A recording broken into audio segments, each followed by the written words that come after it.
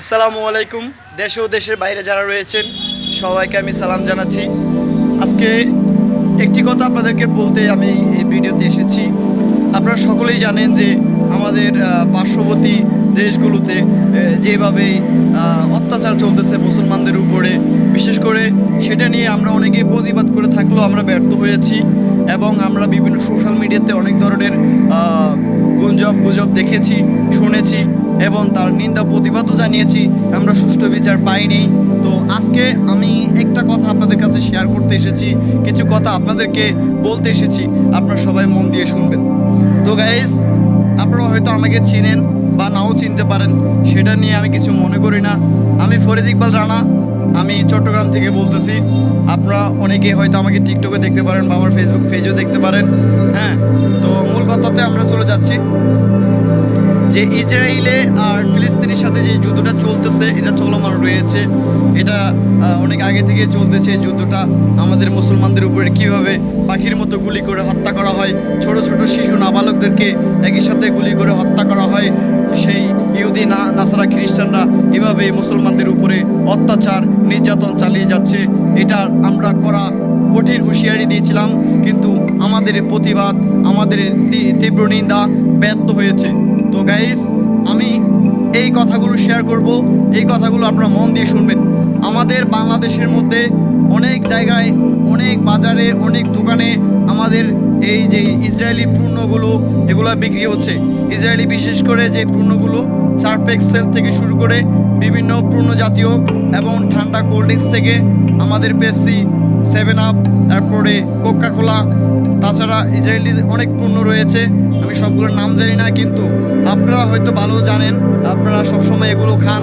আপনারা জানেন যে কোনটা ভালো, কোনটা খারাপ, কোনটা খেলে ভালো হবে, শরীর সুস্থ থাকবে, কোনটা খেলে শরীর খারাপ হয়ে যাবে। তো গাইস, সেগুলো বলতেছি না। আমি চাই একটা কথা আপনাদেরকে শেয়ার করি। আপনারা যে ইসরায়েলের পণ্যগুলো দেখতেছেন, আমি আপনাদের কাছে বিনম্রভাবে অনুরোধ করছি, এই ইসরায়েলি পণ্যগুলো আপনারা সবাই একসাথে কাঁধে কাঁধ মিলিয়ে, হাতে হাত রেখে আপনারা এই ইসরায়েলি পণ্যগুলো বয়কট করবেন। আপনাদের কাছে ছোট ভাই হিসাবে একটাই অনুরোধ, একটাই দাবি, একটাই রিকোয়েস্ট, আপনারা এই ইসরায়েলি পণ্যগুলো আপনারা বয়কট করবেন। প্রিয় ভাইয়েরা, মুসলমান ধর্মীয় ভাইয়েরা, আমরা মুসলমান সবাই ভাই ভাই। আমরা অন্য ধর্মকে কোনো তোয়াক্কা করছি না। আমরা যেটা সত্য কথা সেটাই বলছি, যে তারা যেইভাবে মুসলমানদের উপরে জুলুম করতেছে, এই বিষয়টা আমরা মেনে নিতে পারছি না। তাই আমরা এই কোকা কোলার সাইনবোর্ড যেখানে দেখব, এই কোকের সাইনবোর্ড যেখানে দেখব, পেপসির সাইনবোর্ড যেখানে দেখব, আমরা সাথে সাথে প্রতিবাদ জানাবো। আমি বাংলাদেশের প্রত্যেকটা জেলায়, প্রত্যেকটা আনাচে কানাচে, প্রত্যেকটা গলিতে আমার ভাই ও বোনেরা সবার কাছে আমি একটা রিকোয়েস্ট করি, আপনারা এই ইসরায়েলি পণ্যকে আপনারা বয়কট করবেন। ইনশাল্লাহ আমি বয়কট করে দিয়েছি। আমি কোনো ইসরায়েলি পণ্য কিনি না, ইসরায়েলি পণ্য গ্রহণ করি না, আমি কোনো ইসরায়েলি পণ্য খাই না। ঠিক আছে, আমরা মুসলমান জাতি, আমরা কোনো ইহুদি খ্রিস্টানদের হাতে বানানো জিনিস আমরা খাবো না। কেন? তারা এইভাবে অত্যাচার করেছে মুসলমানদের উপরে। আমি একটা কথা শেয়ার করি, যে মোজো কোম্পানিটা, এই মোজো কোম্পানিটাকে আগে কেউ চিনত না। এই মোজো কোম্পানিটা মূলত, এই কোম্পানিটা ছিল একেবারে ছোট একটা কোম্পানি। এই কোম্পানি থেকে এখন যেই সবাই কোকা কোলা, তারপরে পেপসি, এই বিভিন্ন জিনিস বাড়ানোর পর থেকে মোজো কোম্পানি যখন বাইরেছে, তখন তারা মোজো কোম্পানি সাড়া পায়নি। এখন যখন তারা এভাবে বিভিন্ন ইসরায়েলি পণ্য খাওয়া শুরু করছে, মোজো কোম্পানি এদিকে বয়কট করে দিয়েছে।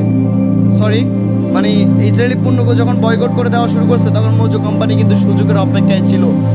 মূল কথা হচ্ছে, তারা এই সুযোগের অপেক্ষায় ছিল। তারা হঠাৎ করে তারা এই মোজোর দাম বাড়িয়ে দিয়েছে।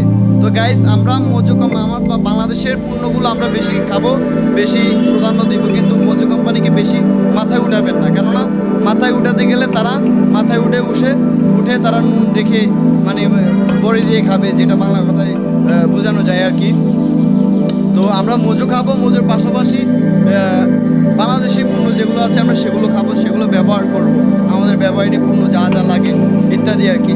তো মোজোটা আমরা একটু কম খাবো, কেননা তারা সুযোগ খুঁজে তারা বেইমানি করেছে, তারা দাম বাড়িয়ে দিয়েছে। তো যে মোজো বাংলাদেশের বিভিন্ন বড় বড় সেলিব্রিটি থেকে শুরু করে বড়লোকেরা যা মধ্যবিত্ত যারা সবাই কিন্তু মজু খেতে পারতো না, মজু খায়ই নেই কখনো, তারা এখন মজু খায়, অন্যান্য জিনিস কম খায়।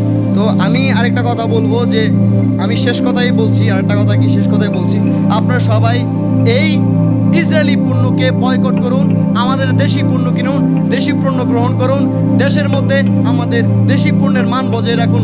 প্রিয় ভাইয়েরা, মুসলমান ভাইয়েরা, বিভিন্ন অন্য জাতির ভাইয়েরা, আমি সবার কাছে রিকোয়েস্ট করছি, আপনারা তো অন্য অন্য ধর্মের, ঠিক আছে, আমি অন্য ধর্মকে কোনো অসম্মান করতেছি না, আপনারা সবাই একটু মনোযোগ দিয়ে শুনবেন। কেন মানুষকে, আমি মুসলমানের কথা বাদ দিই, কেন মানুষকে এভাবে পাখির মতো গুলি করে হত্যা করা হয় সেই ইসরায়েল নামক দেশে? আমরা এটার তীব্র প্রতিবাদ জানাচ্ছি, আমরা ইসরায়েলি পণ্যকে বয়কট করছি। গাইজ, এতক্ষণ শুনছিলেন আমার কিছু কথা, তো আজকে আমি এই কথার জন্য আপনাদের সামনে এসেছি, এই কথাটা শেয়ার করেছি। আমার এটা নিয়ে বিভিন্ন ধরনের একটা ডাউট ছিল যে এই কথাটা আমি আপনাদেরকে শেয়ার করব, তো আজকে সময় পেয়েছি যেহেতু আমি আপনাদেরকে শেয়ার করে দিয়েছিলাম।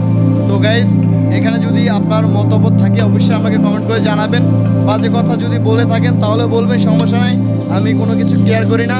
আর ছোটো ভাইটিকে সাপোর্ট করবেন, লাইক করবেন, শেয়ার করবেন, আর আমার পেজে বা আমার টিকটকে সবাই একটা করে ফলো দিয়ে যাবেন, বা আমার ইউটিউব চ্যানেলটি সাবস্ক্রাইব করে রাখবেন। আমি ফরিদ ইকবাল রানা আবার আসবো নতুন কোনো ভিডিও নিয়ে, ততক্ষণ আপনারা ভালো থাকবেন, সুস্থ থাকবেন, আল্লাহ হাফেজ।